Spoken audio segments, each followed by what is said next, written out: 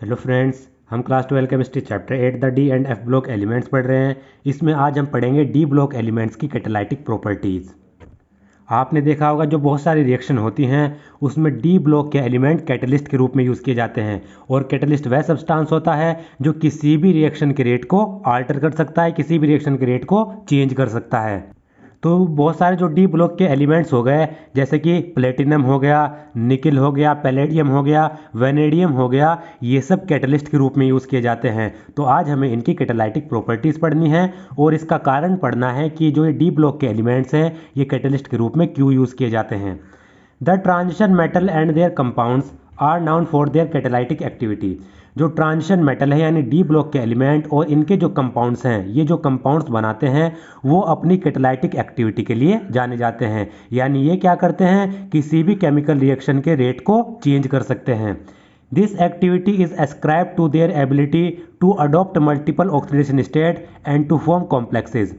अब जो ये ट्रांजिशन मेटल हैं ये कैटालाइटिक प्रॉपर्टी क्यों शो करते हैं उसका कारण यहाँ पर दिया गया है। जो ट्रांजिशन मेटल होते हैं, एक तो आपको पता है ये मल्टीपल ऑक्सीडेशन स्टेट शो करते हैं। मल्टीपल ऑक्सीडेशन स्टेट यानी ये +2 से +7 तक की ऑक्सीडेशन स्टेट शो कर सकते हैं। और जो इनकी ऑक्सीडेशन स्टेट है उसमें सिर्फ +1 का डिफरेंस होता है, यानी ये +2 +3 +4 +5 +6 +7 तक ऑक्सीडेशन स्टेट शो कर सकते हैं।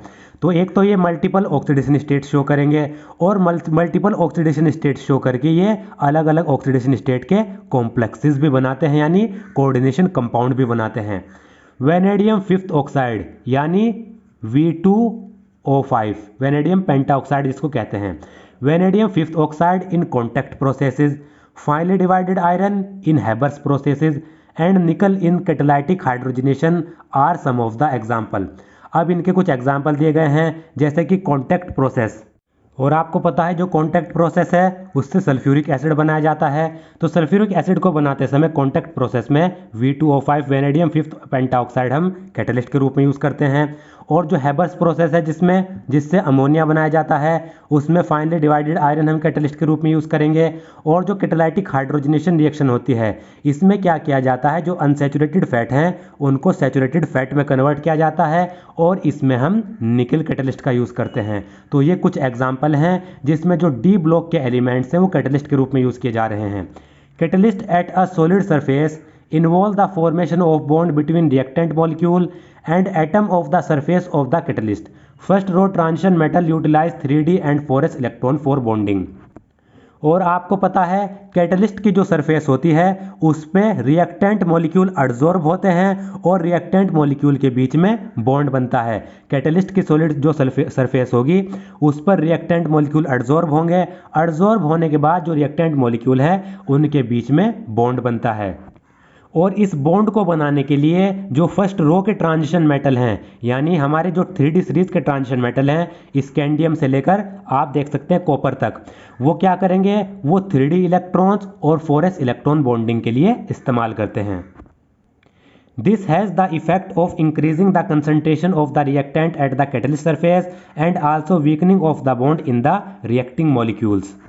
और जैसे ही जो रिएक्टेंट के मॉलिक्यूल्स हैं वो कैटलिस्ट की सरफेस पर एडजॉर्ब हो जाते हैं तो उससे क्या होता है, जो कैटलिस्ट की सरफेस है उस पर रिएक्टेंट की कंसंट्रेशन इंक्रीज होने लगती है, बढ़ने लगती है। और साथ ही साथ क्या होगा, कैटलिस्ट के सरफेस पर जो रिएक्टेंट के मॉलिक्यूल्स हैं उनकी आपस में जो बॉन्डिंग है वो डिक्रीज होने लगती है।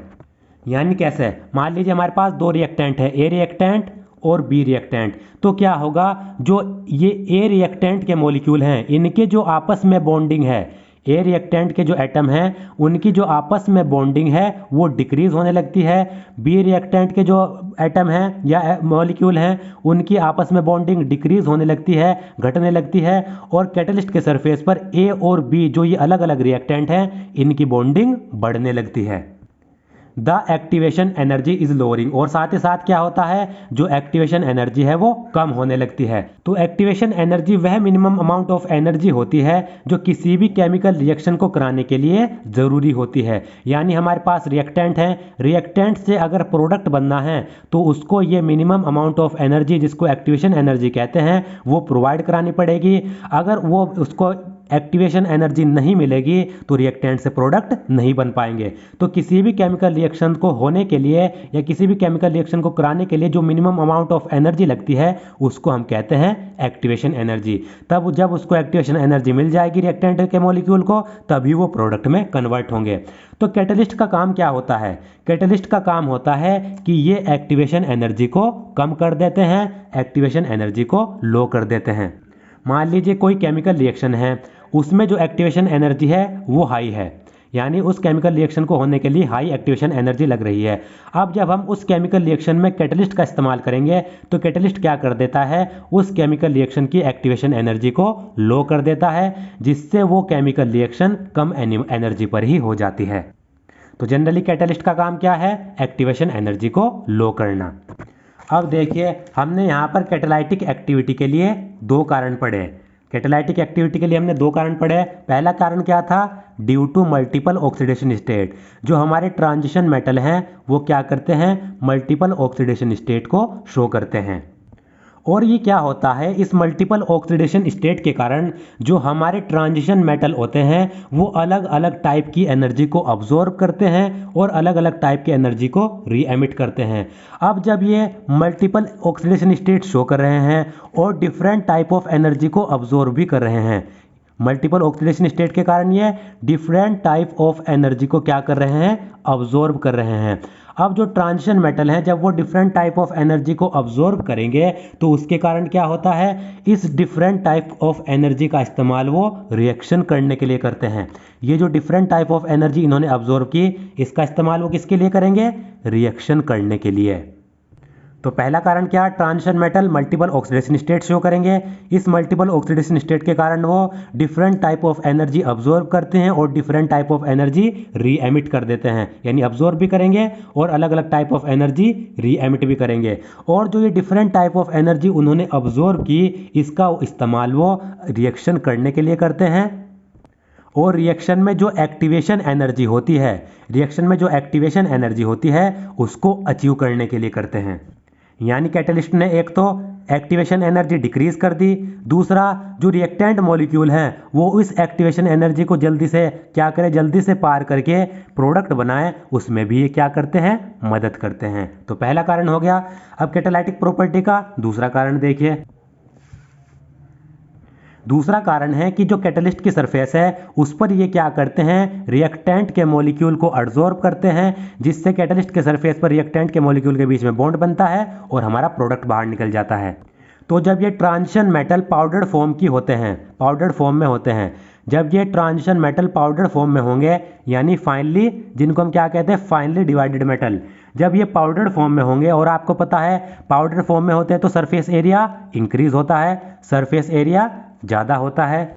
अगर सरफेस एरिया इंक्रीज होगा, सरफेस एरिया अगर इंक्रीज होगा तो ये ज़्यादा से ज़्यादा रिएक्टेंट के मॉलिक्यूल को अपने सरफेस पर अब्जॉर्ब कर पाएंगे। ज़्यादा से ज़्यादा सरफेस मॉलिक्यूल रिएक्टेंट के अगर कैटलिस्ट के सरफेस पर अब्जॉर्ब हो गए तो रिएक्शन फास्ट हो जाएगी। देखिए यहाँ पर मान लीजिए सरफेस एरिया इंक्रीज हुआ तो क्या होगा? यहाँ पर रिएक्टेंट के मॉलिक्यूल जो होंगे, रिएक्टेंट के molecule absorb largely on catalyst. अब जब कैटलिस्ट का सरफेस एरिया बढ़ गया तो ज़्यादा से ज़्यादा लार्ज रिएक्टेंट के मॉलिक्यूल, ज़्यादा से ज़्यादा जो रिएक्टेंट मॉलिक्यूल हैं वो क्या होंगे? कैटलिस्ट के सरफेस पर अब्जॉर्ब हो जाएंगे। और रिएक्शन किस तरीके से होगी? मान लीजिए ये कैटलिस्ट का सरफेस है हमारा, इस तरीके से हमारा कैटलिस्ट का सरफेस है, ये हमने चैप्टर 5 में पढ़ा है। इस पर क्या होते हैं? जो रिएक्टेंट के मॉलिक्यूल हैं वो अब्जॉर्ब हो जाते हैं। मान लीजिए दो रिएक्टेंट है, ए और बी रिएक्टेंट, इनके बीच में रिएक्शन हो रही है, तो ए रिएक्टेंट बी रिएक्टेंट, यहाँ पर ए रिएक्टेंट बी रिएक्टेंट। तो सबसे पहले क्या होता है? कैटलिस्ट के सरफेस पर ये रिएक्टेंट यहाँ पर अब्जॉर्ब हो जाते हैं। तो फिर क्या होने लगता है? जो ये रिएक्टेंट के मॉलिक्यूल हैं इनके बीच में केमिकल बॉन्डिंग होने लगती है। ये क्या करते हैं? कैटलिस्ट के सरफेस पर आपस में ये बॉन्ड बनाने लगते हैं। तो जैसे ही इनके बीच में बॉन्ड बनेगा तो कैटलिस्ट और ये इनका क्या हो जाएगा?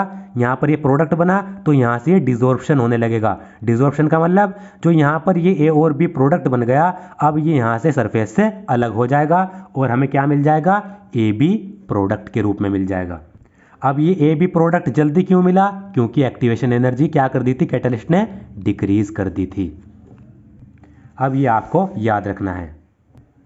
Also because the transition metal ion can change their oxidation state, they become more effective as catalyst। और जैसा कि मैंने आपको बताया, जो ट्रांजिशन मेटल आयन होते हैं वो मल्टीपल ऑक्सीडेशन स्टेट शो करते हैं, +2 +3 +7 तक शो करते हैं, जिनके बीच में एक एक का डिफरेंस होता है। तो जो ट्रांजिशन मेटल हैं वो अपनी ऑक्सीडेशन स्टेट को चेंज भी कर सकते हैं, तो ये इसके कारण ये और ज़्यादा इफेक्टिव कैटलिस्ट हो जाते हैं। For example iron third catalyst the reaction between iodide and persulphate ion. Example के तौर पर यहाँ पर जो आयरन थर्ड कैटलिस्ट है वो आयोडाइड के बीच में और परसल्फेट आयन के बीच में जो रिएक्शन होती है उसको कैटलाइज करता है। देखिए यहाँ पर ये रिएक्शन हो रही है, iodide ion 2I negative H2OH 2 negative यानी परसल्फेट आयन, इन दोनों के बीच में जब रिएक्शन होगी तो यहाँ पर आयोडीन बनेगा I2 और सल्फेट आयन बाहर निकल जाएगा 2SO4 2 नेगेटिव। अब अगर ये रिएक्शन बिना आयरन के होगी, यानी अगर ये रिएक्शन बिना कैटलिस्ट के होगी तो इस रिएक्शन के लिए क्या होगा? इस रिएक्शन के लिए एनर्जी ज़्यादा लगेगी, इसलिए इस रिएक्शन के लिए एनर्जी क्या लगेगी? ज़्यादा लगेगी। अब आयरन क्या करता है, जो कैटलिस्ट है वो इस रिएक्शन को एक डिफरेंट पाथ से ले जाता है, यानी अगर ये रिएक्शन इस सीधे पाथ से जाएगी तो एनर्जी ज़्यादा लगेगी, तो आयरन क्या कर देता है? इस रिएक्शन का पाथ ही चेंज कर देता है, जिससे एनर्जी कम लगती है। तो इसमें क्या होता है? एक इंटरमीडिएट कंपाउंड बनता है। यहाँ पर दिया गया है an explanation of this catalytic action can be given as. अब आयरन का कैटालिटिक एक्शन किस तरीके से होता है? यहाँ पर जो आयरन है Fe3 पॉजिटिव, ये क्या करेगा? सबसे पहले ये 2I नेगेटिव के साथ रिएक्ट करेगा और 2Fe2 पॉजिटिव बनाएगा और आयोडीन इससे बाहर निकल जाएगा। दूसरा, यहाँ पर जो Fe2 पॉजिटिव बना ये H2OH 2 नेगेटिव के साथ यानी दूसरे वाले रिएक्टेंट के साथ रिएक्ट करेगा। Fe3 पॉजिटिव यानी जो हमारा कैटलिस्ट था वो ऐसे के तैसे ही जैसा था ऐसे ही बाहर निकल जाएगा और यहाँ पर हमारा सल्फेट का आयन बन जाएगा। तो आप देख सकते हैं अगर ये बिना कैटलिस्ट के रिएक्शन जो इस पाथ से जा रही थी उसमें एनर्जी ज़्यादा लग रही थी। अब इसने क्या किया? आयरन ने इस रिएक्शन का पाथ ही चेंज कर दिया, यानी पहले Fe3 पॉजिटिव ने I नेगेटिव के साथ रिएक्ट किया, Fe2 पॉजिटिव बना। अब यहाँ पर जो ये इंटरमीडिएट बना ये दूसरे रिएक्टेंट के साथ रिएक्ट करता है और इसको दूसरे प्रोडक्ट में चेंज कर देता है SO4 2 नेगेटिव में, और जो हमारा कैटलिस्ट था वो ऐसे का जैसा था ऐसा ही बाहर निकल जाता है। तो यहाँ पर कैटलिस्ट ने इस रिएक्शन का पाथ ही चेंज कर दिया। रिएक्शन का पाथ चेंज हो गया तो इसमें एनर्जी क्या लगेगी? ऐसा पाथ इसने दिया जिसमें एनर्जी कम लगती है, लेस एनर्जी लगती है। इसका एक और एग्जांपल मैं आपको देता हूँ। जैसे कि एग्जांपल लीजिए, हमारे पास 2SO2 है, ये ऑक्सीजन के साथ रिएक्ट करती है, 2SO3 बनाती है, सल्फर ट्राइऑक्साइड बनाती है। अब अगर ये रिएक्शन इसी सीधे पाथ से हो रही है तो इस रिएक्शन में एनर्जी ज़्यादा लगती है, यानी इसमें क्या होता है?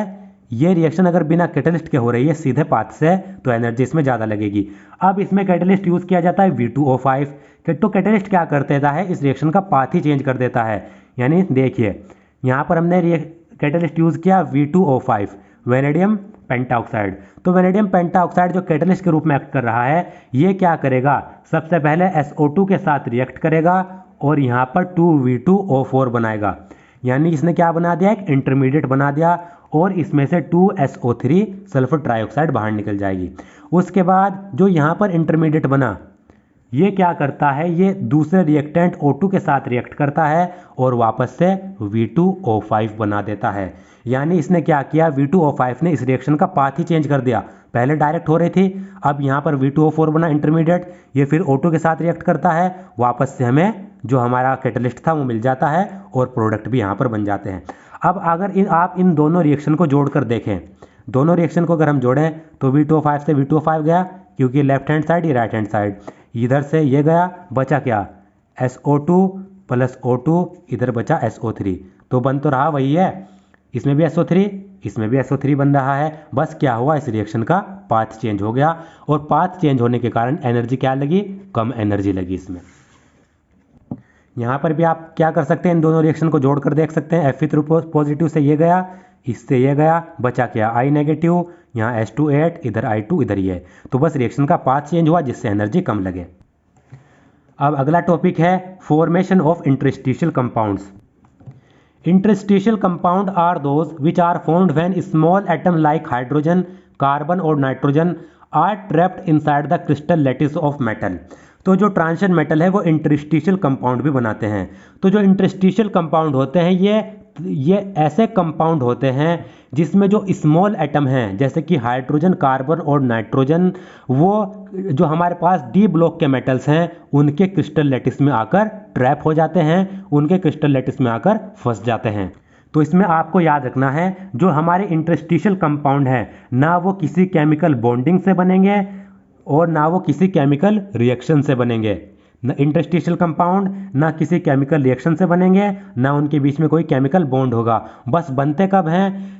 तब बनते हैं जब हमारे पास जो ट्रांजिशन मेटल हैं उनके क्रिस्टल लैटिस में हाइड्रोजन, कार्बन या फिर नाइट्रोजन के जो स्मॉल एटम हैं वो आकर फंस जाते हैं। They are usually non stoichiometric and are neither typically ionic nor covalent. और हमारे पास जो ये इंटरस्टिशियल कंपाउंड बनते हैं ये नॉन स्टोक्योमेट्रिक कंपाउंड होते हैं। नॉन स्टोक्योमेट्रिक कंपाउंड वे कंपाउंड होते हैं जो लॉ ऑफ डेफिनेट प्रोपोर्शन को फॉलो नहीं करते, यानी इनके जो एटम की यहाँ पर कंपोजिशन होगी उनका एक वेल डिफाइंड रेशो नहीं होगा। यानी इनकी एटम की जो कंपोजिशन होगी इन कंपाउंड में उनका अगर हम रेशो निकालें तो उनका रेशो इन नेचुरल नंबर्स में नहीं आता है। और दूसरा, एक तो ये नॉन स्टोक्योमेट्रिक कंपाउंड है, दूसरा ना तो ये आयनिक है ना कोवेलेंट है। वो क्यों नहीं है ये मैं आपको बता चुका। एक तो ये इनके बीच में कोई भी ये केमिकल रिएक्शन से नहीं बनते, दूसरा इनके बीच में केमिकल बॉन्डिंग नहीं होती। केमिकल बॉन्डिंग नहीं है तो ना तो ये आयनिक होंगे ना कोवेलेंट होंगे। बनेंगे कब? बनेंगे तब जब जो ट्रांजिशन मेटल है उनके क्रिस्टल लैटिस में जो स्मॉल एटम्स है हाइड्रोजन, कार्बन और नाइट्रोजन के वो आकर फंस जाते हैं। देखिए यहाँ पर मान लीजिए हमारे पास डी ब्लॉक का एलिमेंट है, यानी ट्रांजिशन मेटल है हमारे पास कोई, और जो ट्रांजिशन मेटल है उसकी जो लैटिस स्ट्रक्चर है, लैटिस स्ट्रक्चर का मतलब उस मेटल के जो एटम का जो अरेंजमेंट होगा। तो मान लीजिए उसकी लैटिस स्ट्रक्चर इस तरीके से है, यानी जो हमारे पास डी ब्लॉक का ट्रांजिशन मेटल है उसके जो एटम है वो इस तरीके से वो अपने आप को अरेंज कर रहे हैं। यहाँ पर ये इसके एटम्स हैं, इस स्फीयर से मैं क्या दिखा रहा हूँ? उसके एटम्स दिखा रहा हूँ। इस तरीके से उसके एटम यहाँ पर अरेंज होंगे, ये यहाँ पर इससे जुड़ा हुआ है। यहाँ पर इस तरीके से मान लीजिए उसके जो एटम्स हैं वो इस तरीके से यहाँ पर अरेंज है। अब देखिए जब किसी भी मेटल में जो उसके यहाँ पर एटम्स हैं वो अरेंज होते हैं, यानी उसकी क्रिस्टल लैटिस में यहाँ पर एटम्स के बीच में कुछ स्पेस होता है, एटम्स के बीच में कुछ स्पेस बचा रहता है। जैसे कि इन चारों एटम्स के बीच में ये स्पेस बचा रह गया, इस स्पेस को हम कहते हैं वॉइड। इस खाली स्थान को हम क्या कहते हैं? वॉइड। तो क्या होता है, जो हमारे स्मॉल एटम है जैसे कि हाइड्रोजन, कार्बन और नाइट्रोजन, ये इनके जो हमारे स्मॉल एटम्स हैं, तब जब ये स्मॉल एटम्स हाइड्रोजन, कार्बन या नाइट्रोजन के डी ब्लॉक के जो क्रिस्टल एलिमेंट हैं उनकी क्रिस्टल लैटिस के वॉइड में आकर फंस जाते हैं। मान लीजिए ये हाइड्रोजन है, ये हमारा यहाँ पर आकर फंस गया, ट्रैप हो गया। हाइड्रोजन यहाँ पर जो ये वॉइड्स हैं, यहाँ पर हाइड्रोजन, यहाँ पर हाइड्रोजन, यहाँ पर ये वॉइड्स, इसमें हाइड्रोजन, यहाँ पर ये इसमें हाइड्रोजन, यहाँ पर ये इसमें हाइड्रोजन। तो जो स्मॉल एटम्स होते हैं जब वो क्रिस्टल लैटिस के वॉइड्स में आकर फंस जाते हैं, जो हमारे डी ब्लॉक के एलिमेंट हैं उनके क्रिस्टल लैटिस में बीच में आकर फंस जाते हैं, तो इस प्रकार से इन दोनों के बीच में जो ये कंपाउंड बनता है इसको हम कहते हैं इंटरस्टिशियल कंपाउंड। और आप देख सकते हैं ये कंपाउंड कब बन रहा है? जब ये स्मॉल एटम इनके वॉइड्स में आकर फंस रहे हैं, इनके क्रिस्टल लैटिस के बीच में आकर फंस रहे हैं। तो ना तो इनके बीच में कोई आयनिक बॉन्ड होता है, ना इस जो डी ब्लॉक का एटम है और ये हाइड्रोजन एटम है, ना इनके बीच में कोई कोवेलेंट बॉन्ड होता है। बस ये कंपाउंड कब बना? जब ये हाइड्रोजन एटम या फिर कार्बन या नाइट्रोजन का एटम इनके एटम्स के, इनके वॉइड के बीच में आकर फंस गया, इनके क्रिस्टल लैटिस के बीच में आकर फंस गया। ये एक अलग से मैं सिंपल आपको दिखा देता हूँ। मान लीजिए ये है और यहाँ पर ये है, ये होगा यहाँ पर ये हाइड्रोजन इस तरीके से, और यहाँ पर ये हाइड्रोजन भी आ सकता है, या फिर ये इंटरस्टिशियल कंपाउंड कार्बन के साथ ही बन सकता है और नाइट्रोजन के साथ ही बन सकता है। दूसरा हमने पढ़ा कि ये क्या होते हैं? नॉन स्टोक्योमेट्रिक कंपाउंड्स होते हैं।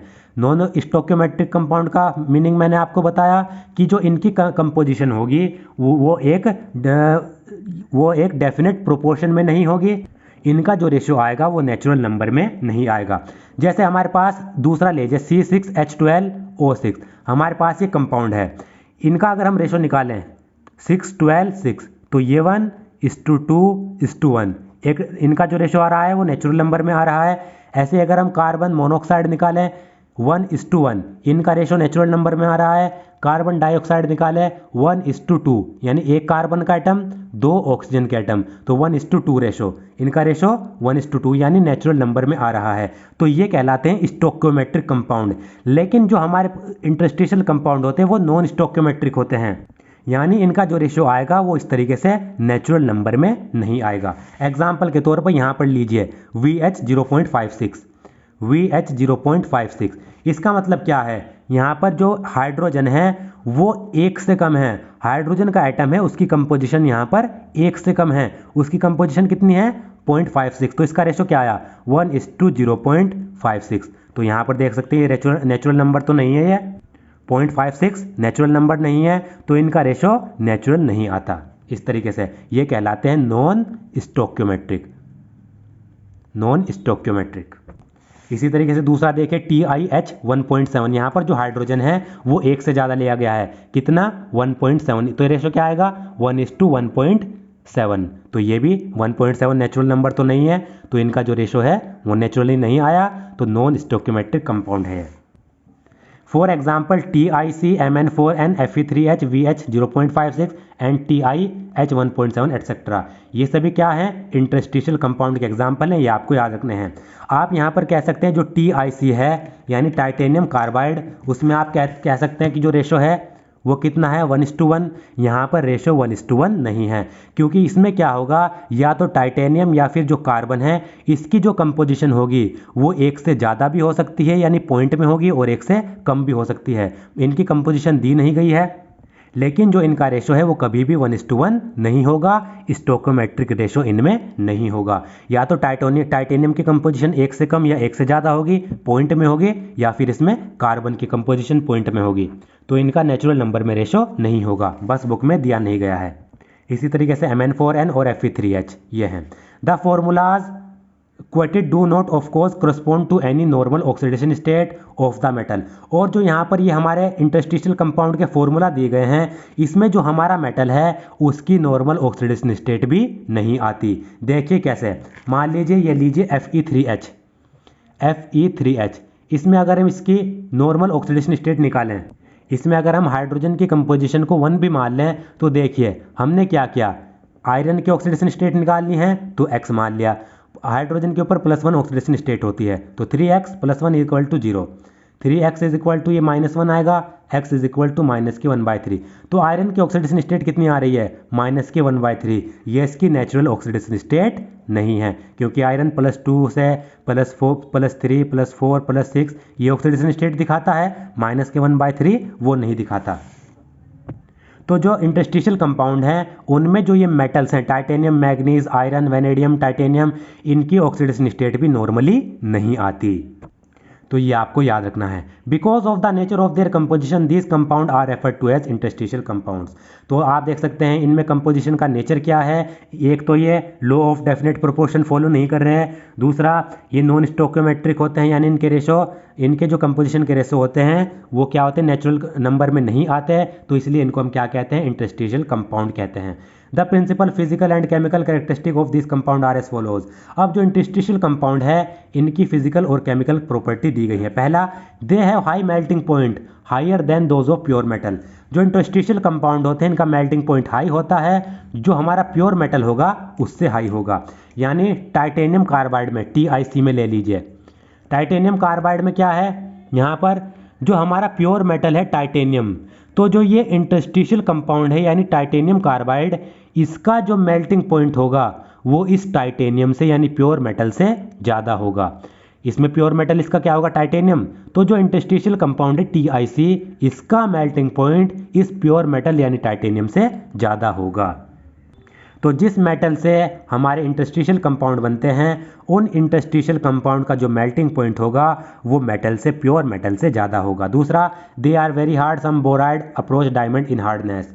ये बहुत बहुत हार्ड होते हैं। कुछ जो ये मेटल के बोराइड्स होते हैं जो बोरोन के साथ मिलकर बनाते हैं, वो हार्डनेस में डायमंड से भी ज़्यादा हार्ड हो जाता है। यानी जो ये हमारे ट्रांजिशन मेटल हैं जो वो बोरोन के साथ मिलकर बोराइड बनाएंगे, इंटरस्टिशियल कंपाउंड बनाएंगे, उनकी जो हार्डनेस है वो डायमंड से ज़्यादा भी हो जाती है, तो इंटरस्टिशियल कंपाउंड बहुत ज़्यादा हार्ड होंगे।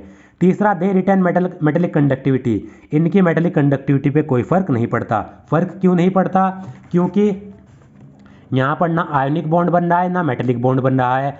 तो एक तो आयनिक बॉन्ड नहीं बना, मेटेलिक बॉन्ड नहीं बना, तो इनके इलेक्ट्रॉन पर कोई भी फर्क नहीं पड़ा। ना तो इनके इलेक्ट्रॉन यूज हुए कोवेलेंट बॉन्ड बनाने में, ना आयनिक बॉन्ड बनाने में।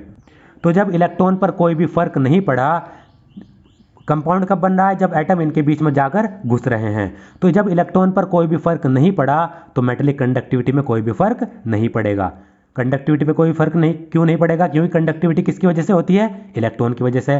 तो जब इलेक्ट्रॉन ही यूज नहीं हुए तो कंडक्टिविटी पे फर्क क्यों पड़ेगा? तो कंडक्टिविटी पे कोई फर्क नहीं पड़ता। चौथा, दे आर केमिकली इनर्ट। ये केमिकली इनर्ट हो जाते हैं। इनर्ट का मतलब जो ये हमारे कोऑर्डिनेशन कंपाउंड बनते हैं जैसे कि TiC, ये क्या होते हैं? इनर्ट हो जाते हैं, यानी ये कोई भी केमिकल रिएक्शन शो नहीं करते। इनर्ट का मतलब यही तो होता है जो केमिकल रिएक्शन शो ना करे।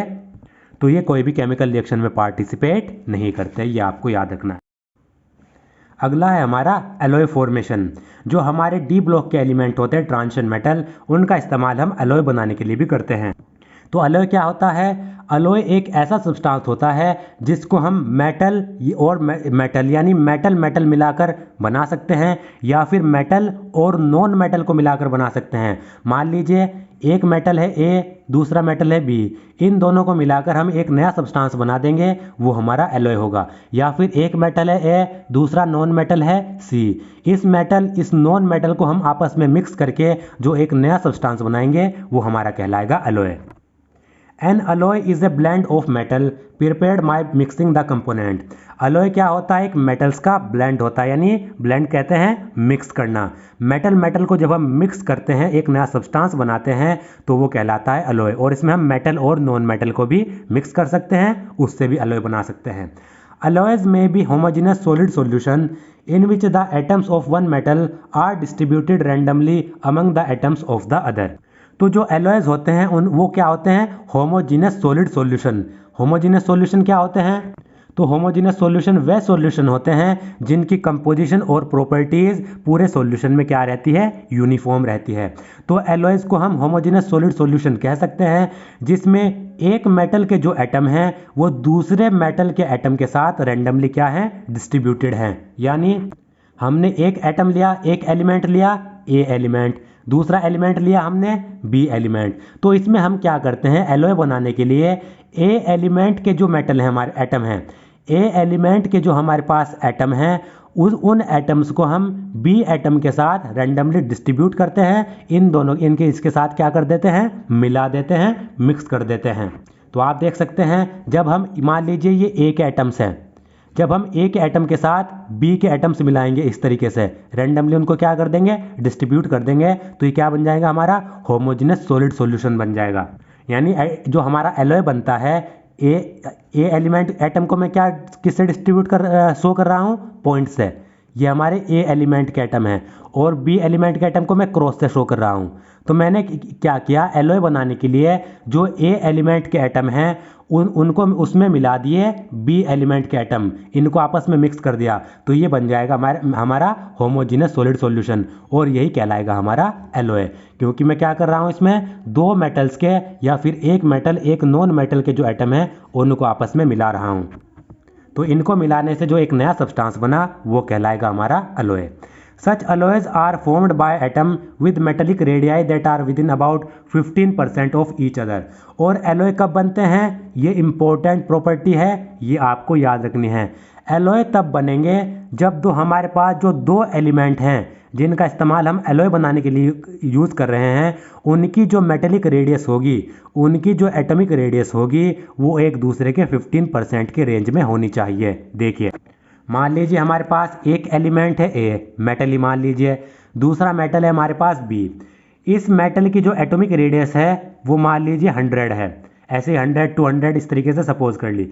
इस ए एलिमेंट की, ए मेटल की जो एटॉमिक रेडियस है, रेडियस हमारे पास कितनी है 100, पिकोमीटर, नैनोमीटर, कुछ भी ले लीजिए।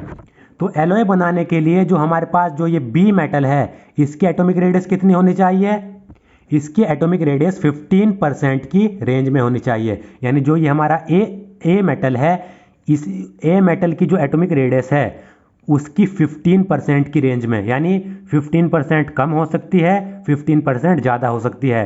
15 से जो हमारा 16% या 18% ये नहीं हो सकती। देखिए 100 का 15% कितना होता है, 100 का 15% 15 ही होगा। तो इसकी एटॉमिक रेडियस 85 हो सकती है मिनिमम, और मैक्सिमम कितनी हो सकती है, इसमें मैक्सिमम हो सकती है 115। तो ये हमारी 15% की रेंज ही तो हुई। यानी इसकी एटॉमिक रेडियस 100, तो बी की एटॉमिक रेडियस या तो इससे 15% कम हो सकती है मिनिमम, या फिर 15% इससे मैक्सिमम ज़्यादा हो सकती है। इससे अगर हम करें 16% कर दें तो 100 का 16% 16 ही आएगा। तो इससे 16% कम यानी 84, इससे 16% ज़्यादा यानी 116। तो ये नहीं हो सकती क्योंकि ये 15% की रेंज में नहीं है। अगर हम ले 14%, तो 14% का मतलब क्या, यानी 100 का 14% हमारे पास 14 ही आएगा। तो इससे 14% कम यानी 86, इससे 14% ज़्यादा यानी 100 में क्या करेंगे 14 को जोड़ देंगे तो कितना आ जाएगा 114। मिनिमम निकालने के लिए 100 में से 14 घटा दिया 86, मैक्सिमम निकालने के लिए 100 में 14 जोड़ दिया 114। तो ये 15% की रेंज में है। 15% की रेंज में क्यों है, क्योंकि मिनिमम 85 हो सकती है, तो ये कम से कम 85, तो 86 तो इससे ज़्यादा ही है, तो इतना हो सकता है। और मैक्सिमम कितनी हो सकती है, मैक्सिमम हो सकती है हमारे पास 115, यानी ज़्यादा से ज़्यादा 115, इससे ज़्यादा नहीं हो सकती, इससे कम हो सकती है। तो 114 तो इससे कम ही है, तो ये हमारी 15% की रेंज में है। तो यहाँ पर हम क्या समझेंगे, 85 से कम नहीं होनी चाहिए, 115 से ज़्यादा नहीं होनी चाहिए। 85 से ज़्यादा हो सकती है, 115 से कम हो सकती है। तो जैसे अगर हम लें, अब हमारे पास 200, हमने क्या ले ली, जो ए मेटल है हमारे पास उसकी रेडियस ले ली 200, तो 200 का 15% 30 होगा। तो बी एलिमेंट की मिनिमम रेडियस कितनी होगी, 200 में से 30 घटा देंगे 170, और मैक्सिमम रेडियस कितनी होगी, 200 में से 30 जोड़ देंगे 230। यानी हमारे पास जो बी मेटल है उसकी एटॉमिक रेडियस इतनी रेंज में होनी चाहिए, 170 से ज़्यादा हो सकती है, 230 से कम हो सकती है। बिकॉज ऑफ सिमिलर रेडियाई, ये आपको याद रखना है, रेंज कितनी होनी चाहिए, इस पर क्वेश्चन पूछा जा सकता है। Because of similar radii and other characteristic of transition metal, alloys are readily formed by these metal. आपको पता है जो एलॉय बनाने के लिए हम क्या ले रहे हैं, सिमिलर रेडियस के मेटल ले रहे हैं, यानी उनकी रेडियस में ज़्यादा फर्क नहीं है, सिर्फ 15% का फर्क हो सकता है। तो जो हम एलॉय बनाने के लिए जो दो एलिमेंट ले रहे हैं उनका रेडियस सिमिलर है, तो उनकी जो दूसरी कैरेक्टरिस्टिक होगी वो भी लगभग सिमिलर होगी।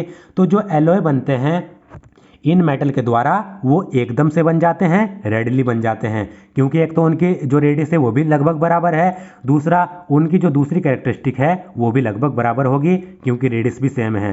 तो इसके कारण जो मेटल्स हैं वो आसानी से बन जाते हैं, यानी एलॉय आसानी से बन जाते हैं, तेजी से बन जाते हैं। The alloy so formed are hard and have often high melting point. अब ये एलॉयज की प्रॉपर्टी दी गई है, जो एलॉय बनते हैं ट्रांजिशन मेटल के वो हार्ड होते हैं और उनका मेल्टिंग पॉइंट भी हाई होता है। The best known are ferrous alloys, सबसे ज़्यादा बेस्ट होते हैं फेरस एलॉयज, यानी आयरन के साथ एलॉयज, जैसे जो क्रोमियम है, वेनेडियम है, टंगस्टन, मोलिब्डेनम और मैग्नीज, ये जो आयरन के साथ एलॉय बनाते हैं वो सबसे ज़्यादा बेस्ट होंगे। क्रोमियम जब आयरन के साथ बनाएगा एलॉय, और या फिर वेनेडियम जो आयरन के साथ एलॉय बनाएगा, वो सबसे बेस्ट एलॉय होते हैं। तो इसमें क्या दिया गया है कि ये जो सभी ट्रांजिशन मेटल हैं ये आयरन के साथ एलॉय बना सकते हैं। Are used for the production of a variety of steel and stainless steel. तो जो ये हमारे पास दिए गए हैं क्रोमियम, वेनेडियम, टंगस्टन, मोलिब्डेनम और मैग्नीज, ये आयरन के साथ मिलकर बहुत सारे एलॉय बना सकते हैं। और जो स्टील है और स्टेनलेस स्टील है ये भी तो एलॉय ही हैं। स्टील और स्टेनलेस स्टील ये भी आयरन के ही एलॉय हैं। तो ये सभी एलिमेंट आयरन के साथ मिलकर स्टील और स्टेनलेस स्टील बना सकते हैं, एलॉय बना सकते हैं। alloys of transition metal with non-transition metal such as brass, copper, zinc and bronze, copper, tin are also considerable industrial importance. अब ये तो हो गए आपस में ट्रांजिशन मेटल के, क्योंकि आयरन भी transition, chromium, vanadium, tungsten, molybdenum और मैग्नीज ये भी ट्रांजिशन मेटल हैं। अब जो ये ट्रांजिशन मेटल हैं ये नॉन ट्रांजिशन मेटल के साथ मिलकर भी एलॉय बना सकते हैं, जैसे कि कॉपर और जिंक। कॉपर क्या है? ट्रांजिशन। जिंक क्या है? हमारा नॉन ट्रांजिशन। तो कॉपर और जिंक का जो एलॉय बनता है उसको कहते हैं ब्रास, पीतल। ब्रॉन्ज यानी कांसा। कॉपर और टिन, कॉपर इसमें ट्रांजिशन, टिन नॉन ट्रांजिशन। तो जब कॉपर टिन के साथ मिलकर एलॉय बनाता है, इन दोनों को मिलाकर, तो वो बनता है ब्रॉन्ज। तो ये आपको याद रखना है। ब्रास एलॉय कब बनेगा? जब कॉपर और जिंक को मिलाएंगे। ब्रॉन्ज एलॉय कब बनेगा? जब कॉपर और टिन को मिलाएंगे। और जो ये ब्रास और ब्रॉन्ज एलॉय बनता है, इनकी भी इंडस्ट्रियल इंपॉर्टेंस बहुत ज़्यादा होती है। अब एग्जाम्पल दिया गया है 8.9, ये पढ़ लेते हैं। What is meant by disproportionation of an oxidation state? Give an example. Oxidation state के डिस्प्रोपोर्शनेशन से आप क्या समझते हैं, इसका मतलब क्या होता है, एग्जाम्पल भी दीजिए। तो सबसे पहले सिंपल भाषा में डिस्प्रोपोर्शनेशन रिएक्शन समझिए। डिस्प्रोपोर्शनेशन रिएक्शन वह रिएक्शन होती है जिसमें एक कंपाउंड कि कोई एक कंपाउंड है जिसमें एक मेटल की पर्टिकुलर ऑक्सीडेशन स्टेट होगी। तो जो ये पर्टिकुलर ऑक्सीडेशन स्टेट वाला कंपाउंड है, ये दो ऐसे कंपाउंड में टूटता है जिसमें एक कंपाउंड में उस एलिमेंट की ऑक्सीडेशन स्टेट कम होगी, दूसरे में उससे ज़्यादा हो जाएगी। देखिए, ए हमारे पास कंपाउंड है, इस ए कंपाउंड में एलिमेंट की ऑक्सीडेशन स्टेट मान लीजिए +6 है। ये कंपाउंड टूटा B+C कंपाउंड में। जो ए कंपाउंड है ये टूटा B+C कंपाउंड में। तो इस B कंपाउंड में इस एलिमेंट की जो ऑक्सीडेशन स्टेट होगी वो मान लीजिए +7 है और इसमें +4 है। ए कंपाउंड में कोई एलिमेंट है, उसकी ऑक्सीडेशन स्टेट +6 है, वो टूटा बी और सी कंपाउंड में। तो डिस्प्रोपोर्शनेशन रिएक्शन कब होगी? जब ये +6 ऑक्सीडेशन वाला कंपाउंड दो ऐसे कंपाउंड में टूटेगा जिसमें से एक में ऑक्सीडेशन स्टेट ज़्यादा हो, दूसरे में ऑक्सीडेशन स्टेट कम हो। देख सकते हैं आप, इसमें बी कंपाउंड में ऑक्सीडेशन स्टेट +7 है, ज़्यादा हो गई, दूसरे में +4 इससे कम हो गई। तो ये कहलाती है हमारी डिस्प्रोपोर्शनेशन रिएक्शन। यहाँ पर क्या हो रहा है? ऑक्सीडेशन, क्योंकि जो हमारी ऑक्सीडेशन स्टेट वो बढ़ रही है। यहाँ पर क्या हो रहा है? रिडक्शन, यानी ऑक्सीडेशन स्टेट +6 से +4 पे जा रही है, घट रही है। तो ये हमारी रिडॉक्स रिएक्शन होती है। डिस्प्रोपोर्शनेशन रिएक्शन हमारी रिडॉक्स रिएक्शन होती है। When a particular oxidation state become less stable relative to other oxidation state, one lower one higher, it is said to undergo disproportionation. जब एक particular oxidation state less stable हो जाती है दूसरी oxidation state के मुकाबले, यानी लोअर ऑक्सीडेशन स्टेट के मुकाबले ये वाली ऑक्सीडेशन स्टेट लेस स्टेबल हो जाएगी और हायर ऑक्सीडेशन स्टेट के मुकाबले भी ये लेस स्टेबल हो जाएगी। तो तब हम कहेंगे यहाँ पर क्या हो रहा है? डिस्प्रोपोर्शनेशन रिएक्शन हो रही है। यहाँ पर ऑक्सीडेशन स्टेट का डिस्प्रोपोर्शनेशन हो रहा है। एग्जाम्पल के तौर पर manganese 6 become unstable relative to manganese 7 and manganese 4 in acidic solution. तो जो मैंगनीज 6 होता है वो मैंगनीज 7 और मैंगनीज 4 के मुकाबले एसिडिक सॉल्यूशन में लेस स्टेबल हो जाता है। देखिए 3MnO4 2 नेगेटिव, एसिडिक सॉल्यूशन में 4H पॉजिटिव, इससे क्या बना? 2MnO4 नेगेटिव बना, प्लस MnO2 ये बना कंपाउंड और 2H2O बने। तो इस कंपाउंड में आप देखिए मैग्नीज की ऑक्सीडेशन स्टेट कितनी है? 6। इस कंपाउंड में मैग्नीज की ऑक्सीडेशन स्टेट 7, इस कंपाउंड में मैग्नीज की ऑक्सीडेशन स्टेट 4, +4 +7 और +6।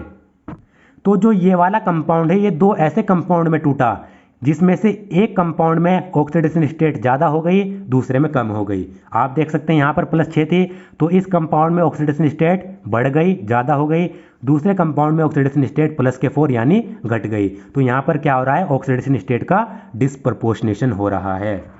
और यहाँ पर +6 जो ऑक्सीडेशन स्टेट होती है वो +7 के मुकाबले भी लेस स्टेबल हो जाती है और +4 के मुकाबले भी लेस स्टेबल हो जाती है। तो इसमें सिंपल आपको क्या याद रखना है? ऐसा कंपाउंड जिसमें ऑक्सीडेशन स्टेट एलिमेंट की कोई पर्टिकुलर ऑक्सीडेशन स्टेट है वो दो ऐसे कंपाउंड में टूटता है जिसमें एक में ऑक्सीडेशन स्टेट उस एलिमेंट की बढ़ जाती है, दूसरे में घट जाती है, तो ये कहलाती है डिस्प्रोपोर्शनेशन रिएक्शन। और ये रिडॉक्स रिएक्शन होती है क्योंकि यहाँ पर +6 से +7 गए ऑक्सीडेशन हुआ, +6 से +4 पे गए रिडक्शन हुआ। तो साइमल्टेनियसली यहाँ पर क्या हो रहा है? यानी एक साथ यहाँ पर ऑक्सीडेशन भी हो रहा है और एक साथ यहाँ पर रिडक्शन भी हो रहा है, तो ये रिडॉक्स रिएक्शन कहलाती है।